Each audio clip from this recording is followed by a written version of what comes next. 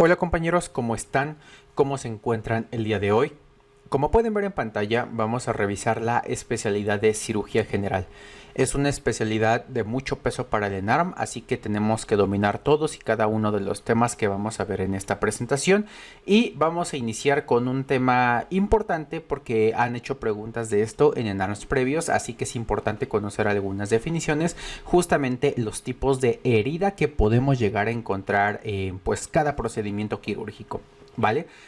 Básicamente son 4 tipos de heridas las que vamos a estar viendo, compañeros. La primera es la limpia, la cual es una herida que no involucra mucosas. Se utilizan procedimientos programados y cerrados por primera intención. Básicamente una cirugía pues sencilla hasta cierto punto. Como ejemplos tenemos las hernioplastías y también las cirugías de mama, compañeros. Y básicamente la tasa de infección que suelen tener estas cirugías es muy bajo, ¿ok? Se habla de que aproximadamente el 1% de todas estas cirugías suelen llegar a tener algún tipo de infección. Como ven, es muy poco. Y pues lo más representativo, como les comento, es la hernioplastía, ¿ok? Ahora, la limpia contaminada es aquella herida que sí se van a manipular mucosas y es bajo condiciones controladas. Es decir, el ejemplo más claro es una colecistectomía, que puede ser abierta o laparoscópica. En este caso, pues el cirujano en todo momento va a pinzar los conductos, las arterias y la vesícula para que al momento de quitarla, pues no se derrame nada de bilis, no se derrame nada prácticamente en la cavidad peritoneal, por lo tanto se considera que es algo controlado y la tasa de infección de este tipo de cirugías es menor al 5%, compañeros, ¿ok? La contaminada es aquella cirugía donde pues tú estabas operando chido, pero por alguna razón valió madre tu zona estéril, se despinzó algún conducto y pues ya tienes algún tipo de derrame en la cavidad peritoneal o lo que sea que estés operando, ¿ok? Así que es cualquier cirugía donde se suelte la pinza, básicamente que ocurra algún tipo de accidente o algún accidente muy reciente, ¿no? Algún golpe que llegue un paciente por algún traumatismo y se tenga que operar en ese momento, ¿ok? Estas cirugías tienen una tasa de infección de entre el 8 y el 15% y como les digo puede ser cualquier cirugía donde se pierda la técnica estéril. Y por último tenemos la cirugía sucia, compañeros, ¿ok? La sucia. Es aquella herida donde básicamente es un trauma antiguo que tiene presencia de tejido desvitalizado, donde tenemos necrosis, una perforación de víscera o ya se tiene una infección establecida antes de la cirugía. En este caso, los ejemplos más claros es pie diabético, apéndice perforado y una diverticulitis 3 o 4, compañeros, ¿ok? Para esto la tasa de infección es muy alta, de hasta 30-40%, y como tal estas clasificaciones las podemos, bueno, la clasificación como tal que estamos viendo es la clasificación de Altemeir, compañeros, ¿ok? Para que lo recuerden por si se las llegan a preguntar. Ahora, tenemos una guía de práctica clínica justamente de la prevención y diagnóstico de evento quirúrgico y tiene algunos datos particulares que pueden ser preguntados en el examen. Aquí vienen las definiciones que básicamente acabamos de mencionar, y algo importante que menciona la guía es que se recomienda mantener niveles de glucemia aproximadamente hasta 180, ¿ok? En las primeras 24 horas de la anestesia y por debajo de 200 los primeros 2 días posoperatorios de la cirugía, compañeros, ¿ok? Ahora, nos dice que para paciente diabético en una cirugía programada tenemos que requerir al menos una hemoglobina glicada menor a 7, es lo ideal. No suele pasar, pero es lo que nos dice la guía de práctica clínica. Y se recomienda mantener una temperatura mínima de 35.5 grados centígrados después del evento quirúrgico, ya que estas temperaturas se asocian con menos riesgo de infección. También se recomienda que en caso de que vayamos a hacer una cirugía programada, decirle al paciente, oiga, ¿usted fuma? Y él te va a decir, sí, sí fumo. Tú tienes que decir, 30 días antes tienes que dejar de fumar, ¿ok? Y en caso de profilaxis con cefalosporinas de primera generación, recordemos que tenemos que duplicar la dosis del antibiótico si el paciente pesa más de 80 kilos y triplicarla si pesa más de 120 kilos, ¿ok? Por lo tanto, son datillos que ahí nos pueden llegar a preguntar, se los dejo, y como tal tenemos una guía para los tratamientos profilácticos recomendados. En la tablita que les acabo de demostrar de los tipos de heridas, básicamente nos dice la clasificación que la limpia no requiere ningún tipo de profilaxis y todas las demás sí lo requieren. Entonces, si vamos a operar tracto biliar, se recomienda la profilaxis con cefalosporinas, en este caso cefalotina como primera intención, y en caso de que no, no esté el antibiótico o seamos alérgicos a él, A un betalactámico se recomienda clindamicina más vancomicina o ninguno. ¿Ok? Ninguno es una opción. En caso de que sea un procedimiento laparoscópico, igual no se recomienda como tal el agente profiláctico, se recomienda más si es un tratamiento, bueno, es una cirugía abierta. ¿Ok? En caso de que le queramos dar, también cefalotina. Una apendicectomía con una apendicitis no complicada se recomienda cefalotina y metronidazol. Eso lo vamos a ver más adelante en el tema de apendicitis, pero es algo que nos dice la guía. Y en caso de que haya alergia, clindamicina más aminoglucósido, compañeros. ¿Ok? En intestino delgado, sin obstrucción, perdón, se recomienda cefalotina y con obstrucción cefalotina más metronidazol. Y en alergia básicamente es el mismo esquema, clindamicina más aminoglucósido. Y en hernioplastia se recomienda cefalotina como agente de primera línea y en caso de que haya alergias, clindamicina o vancomicina. Entonces, como pueden ver, son cosillas que nos pueden llegar a preguntar. Han sido una que otra pregunta en exámenes previos, así que les dejo esta información por si llegan a verla en el ENARM. Y otra cosa y un tema súper importante que suelen preguntarles en el ENARM es el abdomen agudo. ¿Cómo sabemos el abdomen agudo se considera en la área de cirugía general como todo ese dolor que va a presentar datos de irritación peritoneal que va a presentar rebote positivo y nos puede hablar de distintas patologías? Recordemos que para nosotros poder definir abdomen agudo vamos a tener un parámetro de tiempo que según la guía de práctica clínica es menos de 48 horas, pero se puede extender hasta 6 días, compañeros, ¿ok? Entonces, un dolor abdominal intenso con datos de irritación peritoneal o rigidez abdominal o resistencia involuntaria o algo por el estilo puede considerarse agudo hasta los 6 días de inicio del cuadro, ¿ok? Y para un estudio, digamos, más eficiente, lo podemos dividir en 4 cuadrantes. Cuadrante superior derecho, que básicamente nos va a englobar que el paciente pueda cursar con pancreatitis, con hepatitis, algún tipo de patomegalia congestiva o incluso patologías no quirúrgicas como una neumonía que tenga derrame pleural, pielonefritis, por ejemplo, o un absceso hepático. Ok, digo, este puede ser o no quirúrgico dependiendo de las características. En el cuadrante superior izquierdo igual podemos encontrar la pancreatitis, alguna aneurisma aórtico, colitis aguda, pielonefritis, neumonía, infarto agudo del miocardio, etcétera.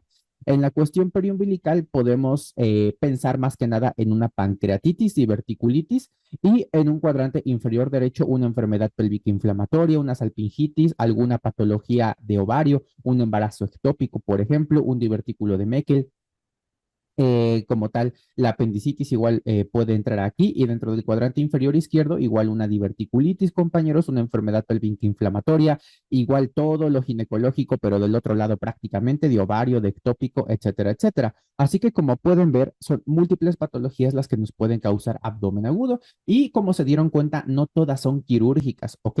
La causa principal de abdomen agudo quirúrgico es bien sabido que es la apendicitis aguda, pero ahorita les vamos a hacer una pregunta en la siguiente diapositiva que justamente es la principal causa de abdomen agudo no quirúrgico y las 3 principales causas de perforación intestinal. ¿Los escucho?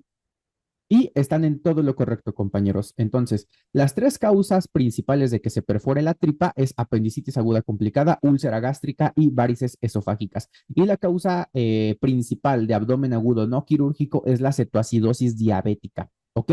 Recordemos igual, compañeros, que tenemos órganos retroperitoneales que no nos van a dar hasta cierto punto un dolor tan intenso con una irritación peritoneal, justamente por la ubicación anatómica que tenemos. Y básicamente recordemos que pueden ser los riñones, pueden ser los grandes vasos, compañeros, puede ser la primera sección del duodeno. Entonces, si se afecta todo eso, podemos no tener un cuadro tan florido y es importante saberlo para reconocer las patologías que se pueden desencadenar a partir de la afección de estos órganos mencionados.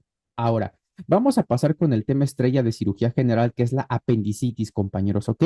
La apendicitis, como su nombre lo dice, es la inflamación del apéndice. Y en este caso tenemos varias localizaciones normales que puede tener el apéndice. Tenemos retrocecal, posilial, paracecal, subcelial, pélvico o perilial, compañeros. ¿Ok? De todas esas, recordemos que la más frecuente de todas es la retrocecal, que puede estar presente hasta en un 65% de los casos. Por más de la mitad, básicamente podemos encontrar esta ubicación del apéndice. Ahora, respecto a la etiología, va a depender, compañeros, ¿y de qué va a depender? De la edad en la que se presente la apendicitis. Cuando nosotros tenemos a un paciente pediátrico, y ojo con esto porque fue pregunta de hace varios en ARMS, incluso se repitió en los últimos años, es cuál es la etiología de una apendicitis en paciente pediátrico y es la hiperplasia de folículos linfoides, y en adultos es bien conocido que es el fecalito impactado.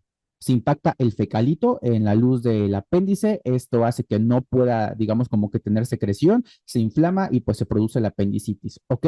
Y hay etiologías extrañas que puede ser, por ejemplo, el cáncer. Un cáncer a justo este nivel del apéndice puede producirnos, en este caso, apendicitis. Y aquí una pregunta es, ¿qué extirpe te puede ocasionar esto? Y es la carcinoide, compañeros, ¿ok? Ahora, cuando nosotros estamos abordando un paciente con apendicitis, podemos encontrarlo en distintas fases. La fase uno es la fase inflamatoria, que también la podemos encontrar como congestiva, donde empiezan estos cambios inflamatorios. El apéndice empieza a aumentar de volumen, el apéndice empieza a aumentar el volumen que tiene dentro, el apéndice empieza a tener síntomas, bueno, más que nada signos de inflamación como el eritema, etcétera, etcétera. La fase 2 es la fibropurulenta, donde aquí ya empieza a supurar y justamente tenemos un exudado fibropurulento, compañeros. La fase 3 es un absceso localizado, donde ya podemos tener una etapa gangrenosa con compromiso de necrosis de la pared y empieza a haber afección de la vasculatura. Y en la fase 4 es cuando ya podemos tener una peritonitis establecida por una perforación del apéndice, compañeros, ¿ok? Y aquí un dato interesante que nos da la guía de práctica clínica es que a pesar de que nosotros sospechemos y tengamos toda la clínica, etcétera, etcétera, de una apendicitis, hasta 20% de los pacientes que se les hace la parotomía con sospecha de apendicitis, vamos a tener un apéndice normal, ¿no? Comúnmente lo llaman en cirugía como la apendicectomía blanca porque no encontramos nada. De todos modos se quita para evitar apendicitis futuras, pero prácticamente un quinto de los pacientes va a tener apéndice normal. Y ahora, ¿cómo vamos a empezar a sospechar la apendicitis, compañeros? Pues por el cuadro clínico que básicamente es el dolor inicial periumbilical, la migración del dolor en fosa ilíaca derecha, náusea o vómito, anorexia y fiebre. Como podemos ver, es un cuadro clínico que nos engloba síntomas locales y síntomas sistémicos, como la fiebre, por ejemplo, y de lo más importante justamente es el dolor inicial periumbilical que va a migrarse a la fosa ilíaca derecha y al momento de nosotros estar explorando el paciente podemos encontrar varios signos, como el signo de McBurney y el signo de Lanz, de Robson, de von Blomberg, del psoas o del obturador. ¿Ok? Ahora, hay algunas particularidades en cuanto a la apendicitis en distintas etapas de la vida, compañeros. En este caso, cuando nosotros nos enfrentamos a una apendicitis en un paciente lactante, nos comenta la GPC que el síntoma inicial suele ser la diarrea, ¿ok? Entonces, son pacientes que pueden estar cursando con solamente la diarrea y posteriormente se instaurará el dolor, etcétera, etcétera. Pero en los lactantes la diarrea suele ser el síntoma cardinal. Y en el caso de las embarazadas, nos dice la guía de práctica clínica viejita que como tal el apéndice puede estar en otra localización habitual, puede estar de 3 a 4 centímetros por arriba de la localización normal, pero va a seguir estando dentro del cuadrante inferior derecho, compañeros, ¿ok? Y otra cosa que nos dice la guía de práctica clínica es que hasta 57% de las pacientes va a presentar dolor y el resto se va a presentar con todos los demás síntomas, que es la náusea, la anorexia, la fiebre, etcétera, etcétera. Así que es importante esto porque no todas las pacientes embarazadas van a tener la clínica de apendicitis, ¿ok? Ahora, dentro de la apendicitis, compañeros, como comentábamos, hay muchos signos. Los que nos engloba la guía de práctica clínica, pues son básicamente los que les mencioné, y aquí hay que recordar dónde los podemos localizar. Si nosotros exploramos el signo de McBurney, que es el más frecuente y el que siempre nos están preguntando, tenemos que hacer una línea imaginaria de la cicatriz umbilical a la espina ilíaca anterior superior, compañeros, del lado derecho. Y justamente en el tercio externo con la unión de los dos tercios internos es donde vamos a presionar y si provoca dolor es el signo de McBurney, ¿ok? Ahora, tenemos otro que es el signo de Lanz, que aquí vamos a utilizar las dos espinas ilíacas, compañeros, antero superior, y también vamos a hacer una línea imaginaria y vamos a unir igual el tercio derecho con los dos tercios internos. Y si presionamos ahí, justamente va a provocar dolor. También tenemos el signo de Robson, que es cuando nosotros presionamos la fosa ilíaca izquierda y por el paso de todo el gas intestinal del lado izquierdo al lado derecho es que va a desprender el dolor. ¿Ok? Ahora, También podemos tener el signo de von Blomberg, que básicamente es si presionamos al paciente y soltamos repentinamente, nos va a provocar como tal la irritación peritoneal. Entonces, recuerden ese. Y otros signos que podemos llegar a tener el signo de Dunphy, que es cuando nosotros, bueno, le decimos al paciente que tosa y la tos le provoca dolor. El signo del psoas, que recordemos que es con la afección, bueno, más bien con la tracción de la pierna hacia atrás, compañeros, va a provocar dolor. El signo del obturador, que es levantar la pierna, compañeros, y hacer un giro hacia el eje externo, rotando la rodilla, y esto va a provocar dolor justamente por la irritación de los músculos adyacentes, ¿ok? Y podemos tener también el signo de la talopercusión, que literalmente agarramos la pierna del paciente y golpeamos el talón con nuestro puño y eso va a provocar dolor. Así que todos estos signos los podemos encontrar.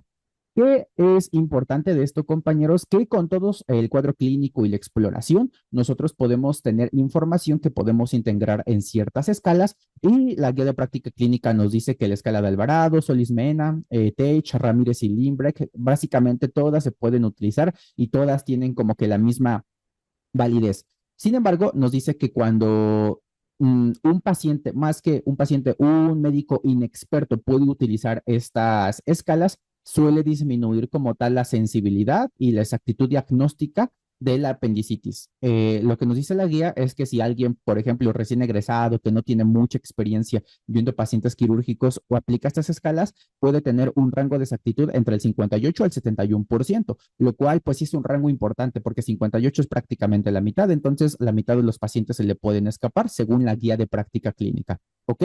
Pero bueno, recordando la escala de Alvarado, aquí está la famosa mnemotecnia, compañeros, es puta madre medio apendicitis, donde puta madre hace referencia justamente a lo que podemos encontrar en un paciente con apendicitis. Iniciamos con la P, que es pain, en fosa ilíaca derecha. Recordemos el dolor. Tenemos que sentir el dolor para realmente ser felices, compañeros, según la filosofía del buen pain de Naruto. Espero que gente de aquí sea conocedora.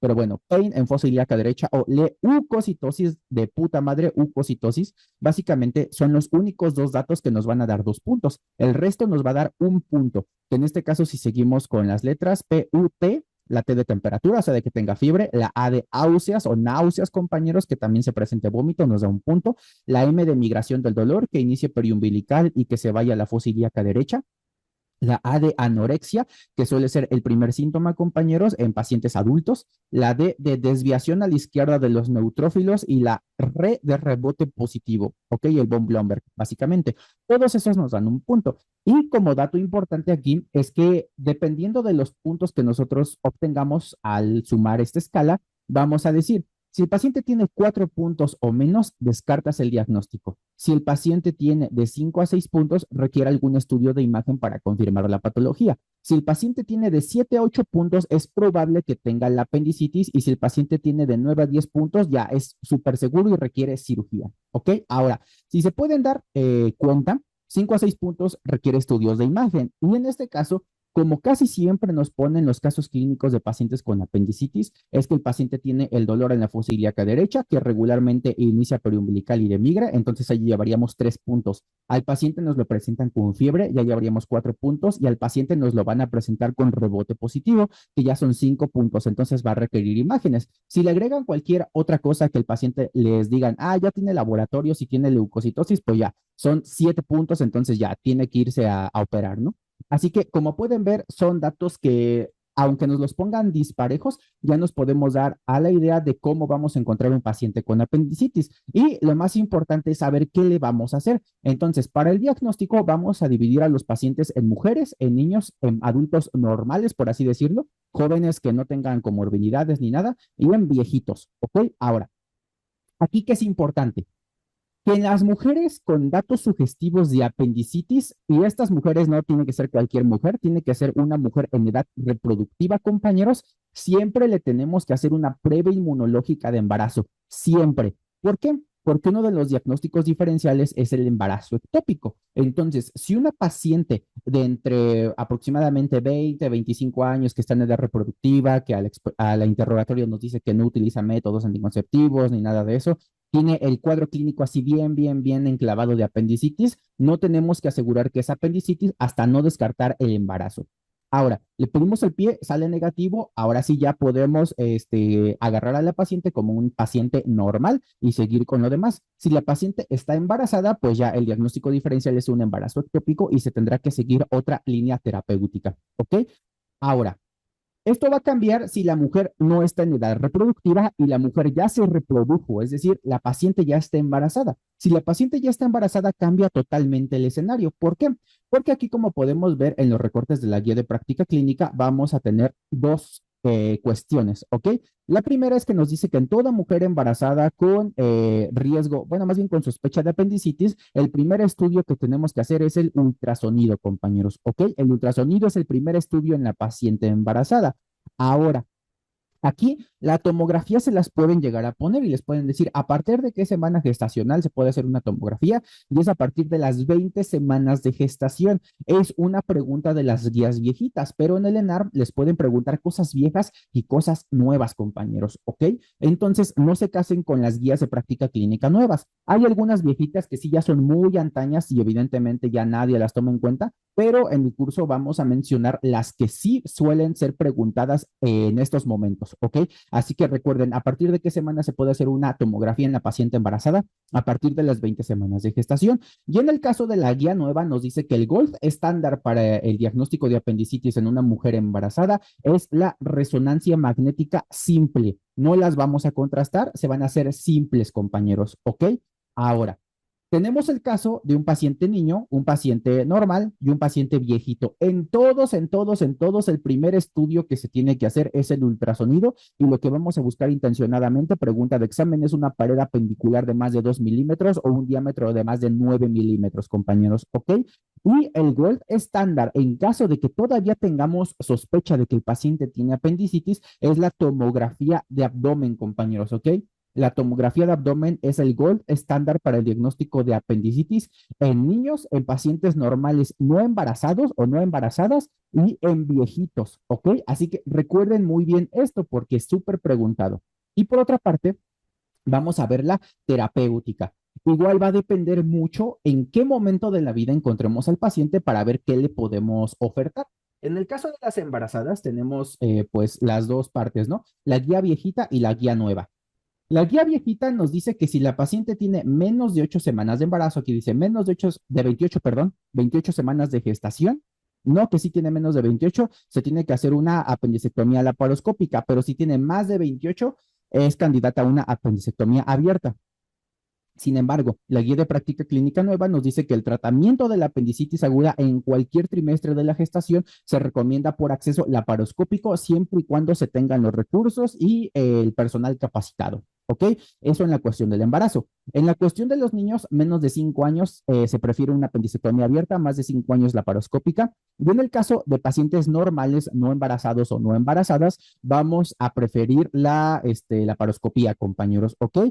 Y en caso de que estén inestables o ya se perforó o algo por el estilo, se recomienda abierta. Y aquí nos dice justamente, los pacientes que parecen beneficiarse especialmente de la apendicectomía laparoscópica son las mujeres jóvenes, las personas obesas y las personas que trabajan. ¿Por qué? Porque se pueden reincorporar prácticamente en las primeras 2 semanas a comparación de la apendicectomía abierta que pueden extenderse hasta 3. Entonces es muy importante esto que la laparoscopía es una herramienta terapéutica que hace que los pacientes recuperen más rápido su día a día, ¿ok? Así que recuerden muy bien esto, compañeros. Dentro de la apendicitis hay cosas que nos van a preguntar, ¿cuándo se da la perforación del apéndice en tiempo y cuáles son los antibióticos de elección que le tenemos que dar como profilaxis? ¿Los escucho?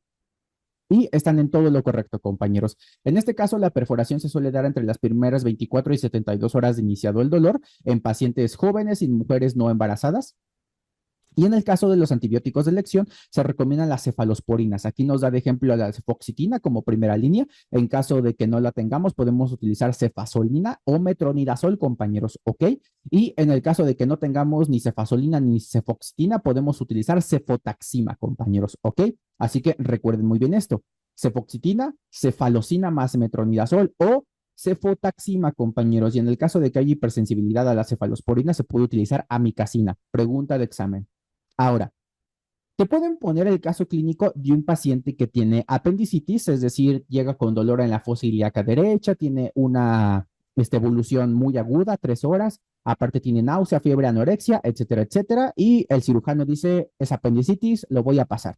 Lo pasa y se da cuenta de que el apéndice tiene un tumor, compañeros. ¿Qué van a hacer? Si nosotros estamos ante un caso de una apendicitis secundaria a una tumoración, tenemos que hacer hemicolectomía, perdón, derecha, ¿ok? Y esta hemicolectomía, compañeros, si les ponen la opción de quitar la cadena ganglionar, se quita. Si no les ponen la opción, pues nada más hemicolectomía derecha, ¿ok?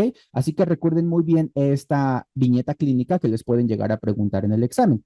Ahora, hay otro dato, bueno, hay otro diferencial muy importante que ha sido preguntado, pues sí, ocasionalmente en los exámenes que nos dice, ¿qué es el síndrome de Mittelschmer, compañeros? Mittelschmer o como se pronuncia, Mittelschmers, como sea.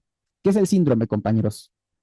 Y ustedes están en todo lo correcto. Básicamente es una ovulación dolorosa que justamente nos va a dar un dolor abdominal unilateral. En este caso puede ser en la fosa ilíaca derecha cuando estamos, bueno, cuando estamos, no, cuando las pacientes están ovulando del lado derecho y puede extenderse hasta 48 horas el dolor. Se comenta que es un dolor como calambre y suele ocurrir a la mitad del ciclo menstrual. Esta es una palabra alemana, entonces ténganlo muy en cuenta por si les llegan a preguntar esto, compañeros, ¿ok? Así de mujer en edad reproductiva, que no se ha embarazado, que le duele justo a la mitad de su ciclo, siente un dolor como calambre, entonces es el síndrome de Mittelschmer, muy alemanes de su parte.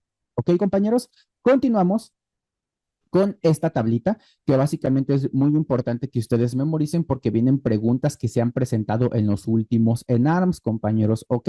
Lo único que cambiaría tal vez es la actualización respecto a las embarazadas, porque ya hay una guía nueva, pero aún así tienen que recordar cuándo se tiene que hacer la tomografía, que es a partir de las 20 semanas, y recordemos que la laparoscopía menos de 28 y abierta más de 28 semanas, compañeros, ¿ok?